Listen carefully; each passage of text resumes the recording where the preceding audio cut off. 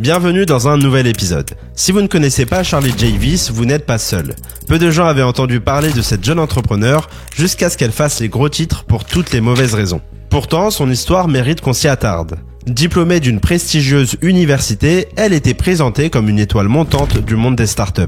Sa société, Frank, se spécialisait dans l'aide financière pour les étudiants. Et elle avait même réussi à la vendre à la célèbre banque américaine JP Morgan pour la somme folle de 175 millions de dollars. Mais ce que beaucoup ignoraient, c'est que son succès reposait sur des mensonges. Accusé d'avoir falsifié des données pour gonfler artificiellement la valeur de sa startup, Charlie Javice est aujourd'hui au cœur d'un scandale qui a ébranlé le monde des affaires. Aujourd'hui, Javice fait face à plusieurs chefs d'accusation, notamment de fraude bancaire, fraude électronique et fraude sur les valeurs mobilières. Son procès, initialement prévu pour octobre 2024, a été reporté à février 2025 pour permettre à son nouvel avocat de préparer sa défense. Et si elle est reconnue coupable, elle pourrait encourir jusqu'à 100 ans de prison ferme. Une descente aux enfers qui soulève une question majeure. Comment une jeune entrepreneur, encensée par les médias et les investisseurs, en est-elle arrivée là? Et quelles leçons pouvons-nous tirer de cette chute spectaculaire? Restez avec moi car cette histoire entre ambition démesurée et manipulation et scandale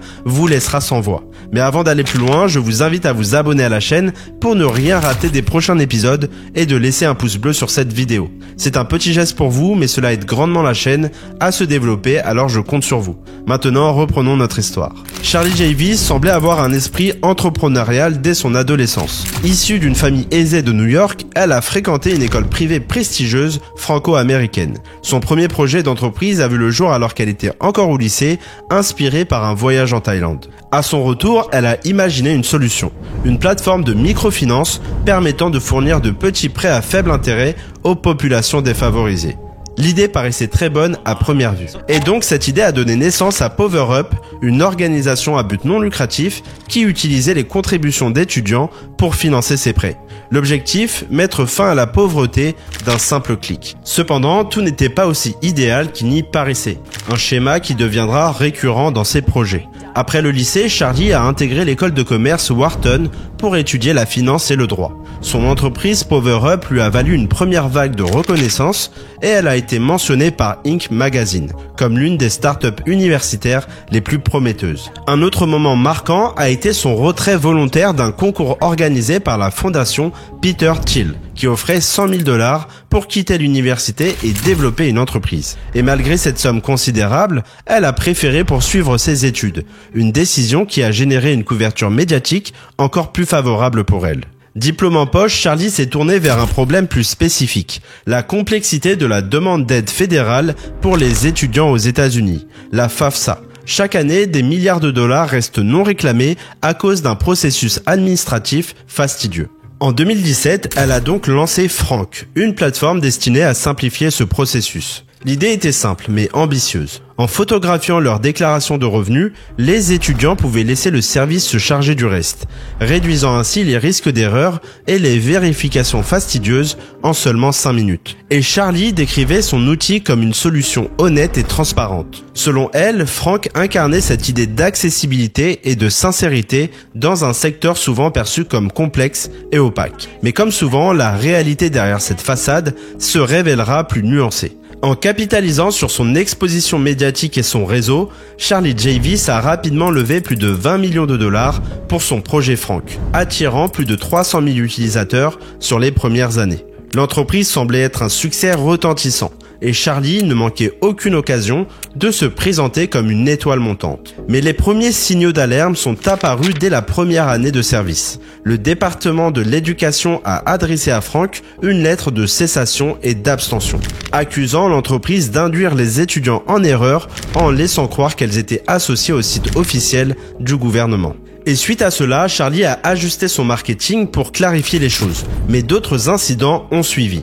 En décembre de la même année, elle a rédigé un article pour le New York Times sur les difficultés liées à la FAFSA, un sujet qui semblait pourtant être dans son domaine d'expertise. Cependant, cet article a comporté plusieurs erreurs significatives, nécessitant une correction publique détaillée de 8 phrases. Bien que les erreurs exactes n'aient pas été spécifiées, elles étaient suffisamment graves pour que le New York Times publie une rectification officielle. Et c'est d'autant plus étonnant que Charlie Javice se présentait comme une experte et que son entreprise Frank s'appuyait justement sur sa prétendue expertise pour attirer des utilisateurs. Alors, comment une experte autoproclamée pouvait-elle commettre de telles erreurs sur un sujet aussi fondamental pour son entreprise? Mais malgré tout, ces faux pas n'ont pas freiné sa médiatisation. Podcasts, articles et même une place dans le prestigieux classement Forbes des moins de 30 ans en 2019 ont renforcé son image de visionnaire. Puis en 2021, Charlie a décidé de vendre Frank. Pour cela, elle réussit à décrocher une réunion avec JP Morgan, qui cherchait à se développer dans les produits financiers pour étudiants. Charlie a présenté Frank comme une machine d'acquisition, prétendant avoir attiré près de 4,25 millions d'utilisateurs en seulement 4 ans. Elle affirmait également mieux connaître les étudiants que n'importe quel prêteur ou université. Convaincu par sa présentation, JP Morgan accepte d'acquérir Frank pour la somme folle de 175 millions de dollars. Mais bien évidemment, il restait une étape cruciale, la vérification des données. JP Morgan souhaitait confirmer l'existence de ces 4,25 millions d'utilisateurs, un point clé de l'évaluation de l'entreprise. Curieusement, Charlie a refusé de fournir la liste complète, invoquant des préoccupations de confidentialité. En réalité, elle cachait un mensonge colossal. Frank ne comptait pas 4 millions d'utilisateurs, mais moins de 300 000. Mais plus c'est gros, plus ça passe. Puis, en juillet 2021, l'heure de vérité avait sonné.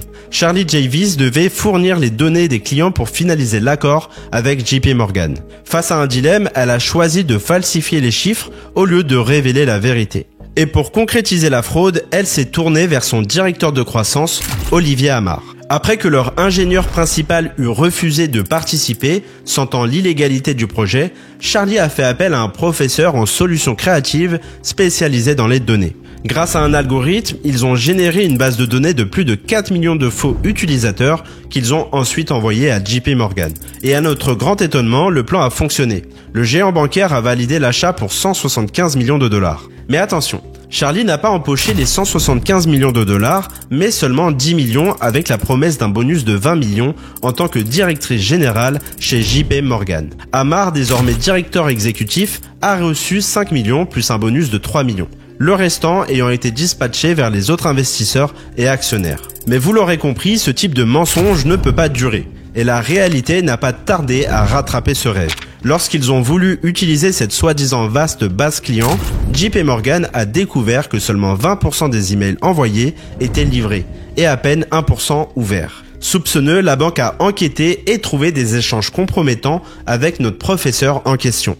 Et en décembre 2022, JP Morgan a intenté une action en justice, accusant Javice et Amar de fraude financière. Et dans cette affaire de fraude, Charlie Javice, âgé de 31 ans, est accusé d'avoir gonflé et falsifié les chiffres de sa start-up pour convaincre JP Morgan d'acquérir Frank en 2021, avec l'intention de gagner plus de 45 millions de dollars. Mais au-delà de l'affaire Frank, l'histoire de Charlie révèle un schéma de fraude qu'on retrouve assez régulièrement. Son ancienne entreprise, PowerUp, censée être une plateforme de micro-prêts pour les pays en développement, n'était même pas enregistrée en tant que société. De plus, les partenaires qu'elle mentionnait ne la reconnaissaient même pas. Et même la bourse Peter Thiel qu'elle prétendait avoir refusée n'a en réalité jamais existé, selon un ancien responsable. Et on peut constater que ce schéma de tricherie et de mensonge a commencé très tôt dans sa carrière. Quant à Frank, la start-up qu'elle a fondée, l'entreprise était chaotique dès le départ. Initialement un site de recherche d'emploi par SMS, elle a évolué vers un site de score de crédit avant de se concentrer sur l'aide aux étudiants. Et malgré des problèmes financiers et un procès pour non-paiement des employés, Charlie a su se réinventer grâce à son génie du marketing. Elle a rapidement réécrit son histoire, omettant les aspects négatifs pour se présenter comme une entrepreneuse résiliente et honnête.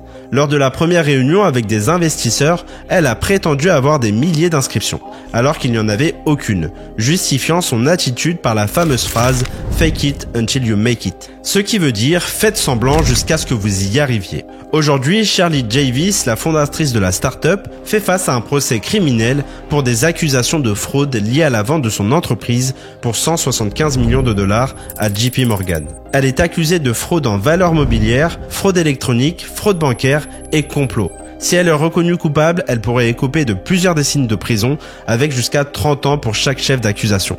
Actuellement, elle plaide non coupable et reste libre sous caution de 2 millions de dollars. Son procès, initialement prévu pour octobre 2024, a été reporté au 10 février 2025, suite à la demande de son équipe juridique récemment constituée, afin d'avoir plus de temps pour préparer sa défense. Parallèlement, la SEC a déposé une plainte civile pour fraude contre elle, tandis que la poursuite de JP Morgan a été suspendue en attendant l'issue du procès criminel. Et ce procès déterminera si Charlie Javice a frauduleusement gonflé les chiffres des utilisateurs de Frank de moins de 300 000 à 4,25 millions pour sécuriser l'acquisition par JP Morgan. Et la suite du dossier nous dira si ce compte de fraude se terminera par une condamnation ou si la jeune entrepreneur parviendra à se sortir de cette situation.